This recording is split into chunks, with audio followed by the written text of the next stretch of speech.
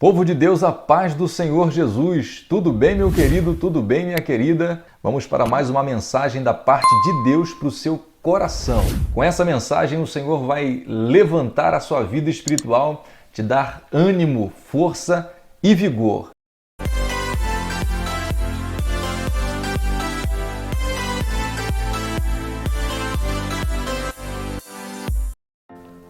O tema da mensagem de hoje é derrubando o gigante na vida espiritual. Saia da frieza espiritual. Muitos se queixam de frieza espiritual e desânimo, mas a Bíblia nos mostra a causa e a solução para isso. Muitos estão desanimados, frustrados, decepcionados.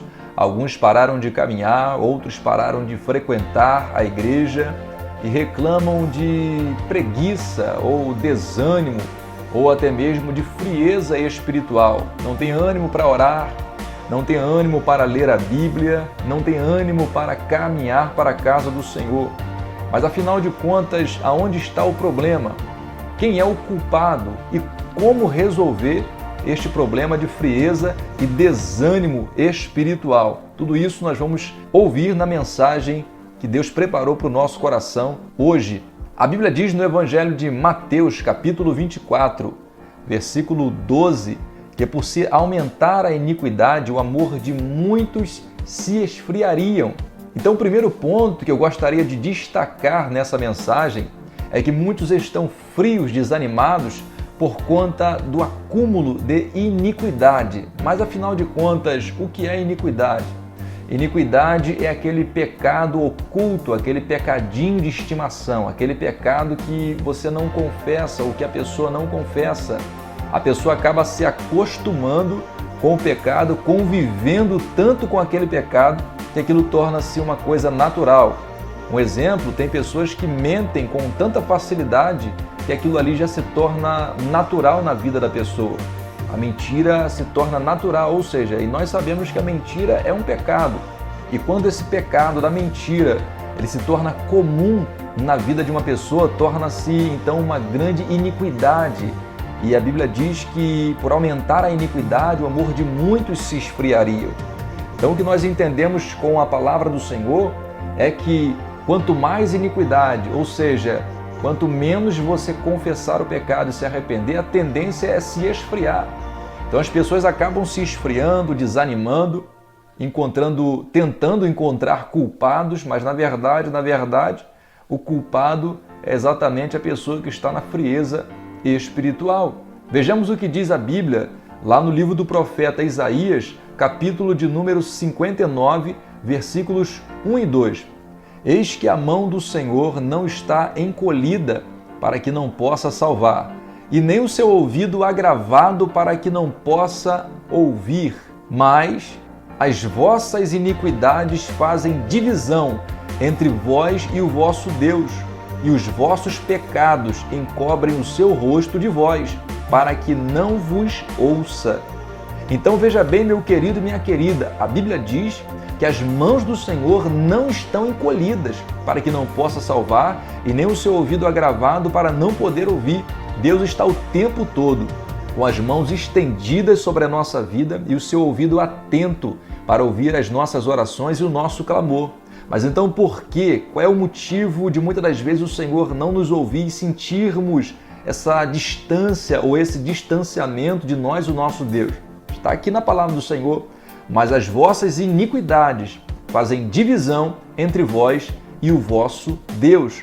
Como disse anteriormente, iniquidade são aqueles pecados que as pessoas não confessam, estão se acostumando com alguns pecados, não querem abandonar essas práticas e acaba afastando essa pessoa do nosso Deus. E por conta do afastamento com o Senhor, acaba vindo o desânimo, acaba vindo a frieza, acaba vindo a mornidão espiritual. Então não tem como questionarmos ou reclamarmos o porquê está frio, o porquê está desanimado e qual é o motivo disso tudo, né? A questão toda está aí, está no acúmulo de pecado. Não adianta culpar as outras pessoas, não adianta culpar o seu pastor, culpar a irmã que congrega com você ou o irmão. que congrega contigo, que falou alguma coisa e você não gostou, por isso desanimou, não quis caminhar mais.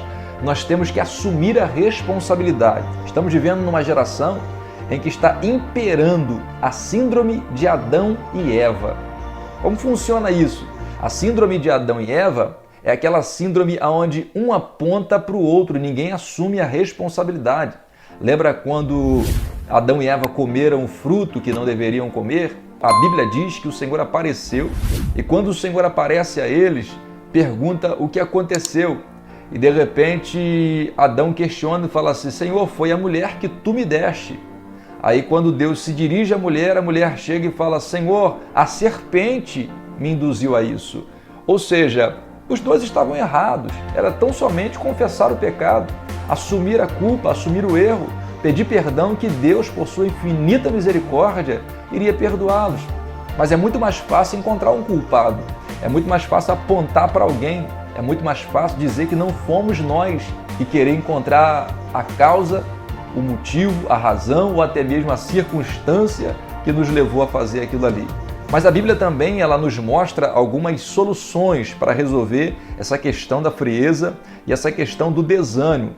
Uma das soluções você vai encontrar lá na segunda carta ou no segundo livro das Crônicas, capítulo 7, versículo 14, que está escrito da seguinte maneira: se o meu povo que se chama pelo meu nome se humilhar e orar e buscar a minha face e se converter dos seus maus caminhos, então eu ouvirei do céu, perdoarei os seus pecados e sararei a sua terra. Louvado seja o nome do Senhor.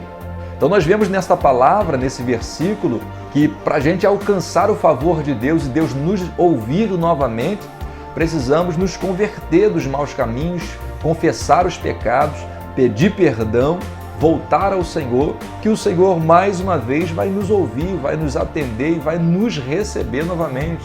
Lembre-se, Deus é rico em misericórdia.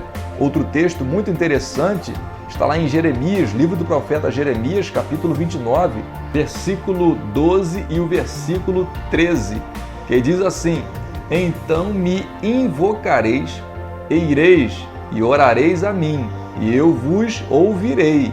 E buscar-me-eis e me achareis quando me buscardes de todo o vosso coração. Louvado seja o nome do Senhor. Olha que palavra maravilhosa.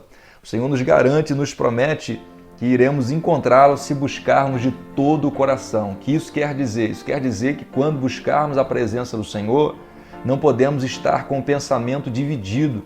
Não podemos estar cocheando em dois pensamentos. Quando nós nos prostrarmos diante do Senhor, a adoração deve ser plena, a oração deve ser ao Senhor, o pensamento deve ser para o Senhor, o fôlego de vida é para o Senhor.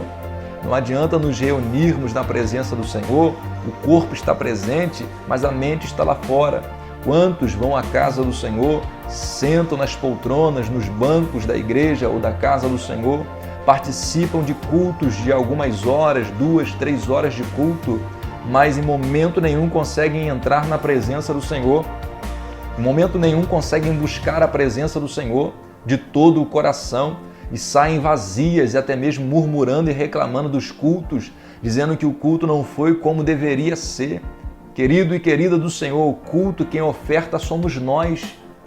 Nós nos reunimos coletivamente, mas nós ofertamos o culto individualmente.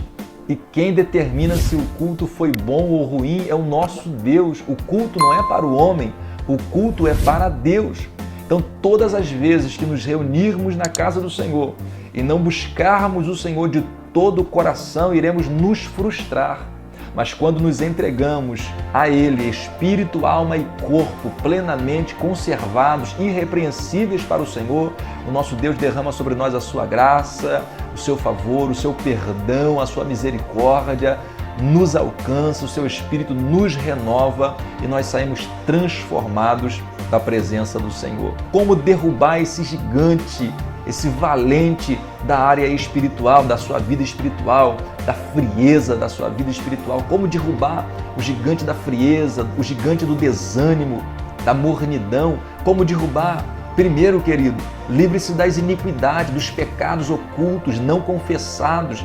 Busque a presença do Senhor, seja sincero, confesse a Deus. Abra o seu coração e diga: Senhor, pequei contra ti, pequei perante o céu, tem misericórdia de mim, porque eu me arrependo e creio que o sangue de Jesus, o teu Filho, me purifica de todo pecado. E comece a adorá-lo em espírito e em verdade, porque a adoração, louvado seja o nome do Senhor, libera a graça de Deus sobre a sua vida. Meu amigo, minha amiga, derrube esse gigante, derrube esse valente na sua vida espiritual de uma vez por todas.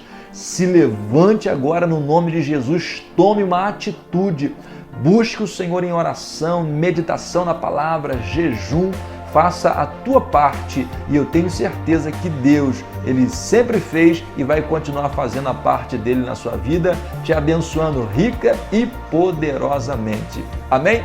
Fique com essa palavra, que o Senhor nos abençoe, não só hoje, mas para todo sempre. E até o próximo vídeo, se Deus quiser. Compartilhe essa mensagem com mais alguém e se inscreva no nosso canal se você ainda não for inscrito. Deus abençoe.